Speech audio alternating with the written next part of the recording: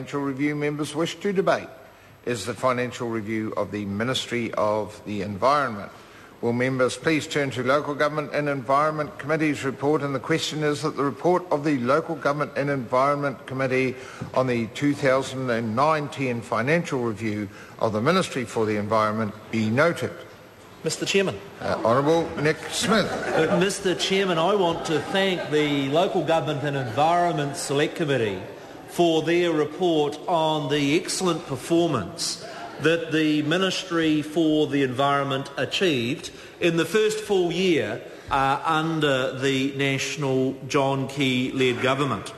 I firstly want to note the background, because when National came to government, the Ministry was almost in a state of crisis. Both the Chief Executive and the Minister for the Environment had to resign as a consequence of a scandal that had immersed this Parliament and had zapped away the motivation and the good work that we need to do in this important space. 3 Chief Executives in less than a year, 3 Ministers in less than a year. This was a ministry that was crying out for a fresh start.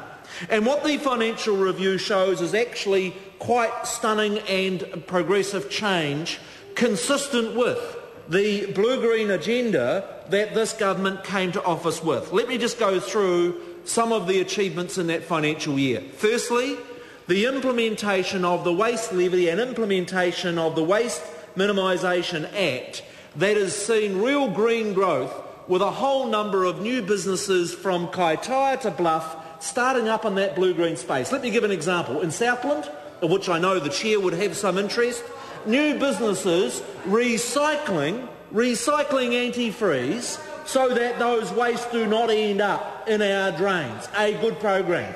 In an area like Canterbury, we've had a new business supported by my ministry recycling nappies into usable compost. We've had businesses starting up recycling silage wrap, a huge area of plastics. We've had businesses that have started up that are recycling building waste. That will become particularly important with the huge rebuild job that we have in Christchurch. New businesses that, for instance, are using a whole number of plastic and other wastes that otherwise would be going to landfill, that have been successfully implemented in this financial year in review.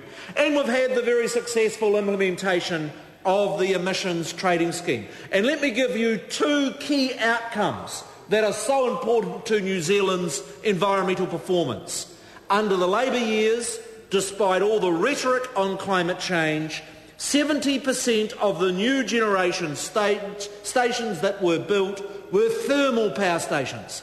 A trebling in the amount of electricity that was produced from burning coal. In the first 12 months of the emissions trading scheme, we have seen a huge shift in investment to renewable energy. In fact, 100% of the consents that have been granted under the resource management changes implemented by the Ministry for the Environment have been for renewable power stations, and that is a good thing. And we've also seen, after the record period of deforestation that occurred under the previous government, we've seen that welcome shift to New Zealand planting more trees than it removed in any one year, and that is so hugely important in the balance. Take an area like freshwater. Freshwater quality, another big challenge.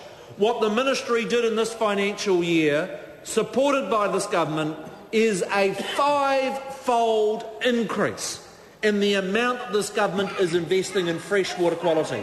A 5-fold increase in the amount that we are investing in freshwater initiatives in places like Lake Rotorua, in the Waikato, in Lake Taupo, initiatives that are making a real difference. And I also want to note the steps that we're taking to try and get more efficient resource consent processing. The bill that we passed in this Parliament in 2009 has seen a huge improvement in the efficient processing of resource consents, Where we only had compliance levels of about 50%, we're over 80%, and Mr Chairman, we're heading for over 90% performance in resource consents being processed on time, so that the work of the Ministry for the Environment is supporting a growing economy, new initiatives and the sort of infrastructure that will support a growing economy.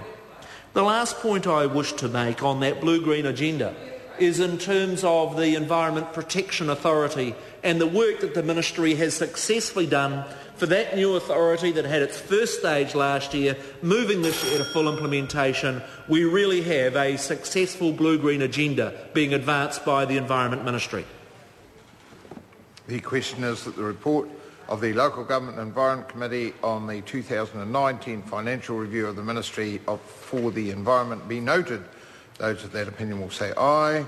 Contrary, no. The ayes have it. I understand the next financial review that members wish to debate is the financial review of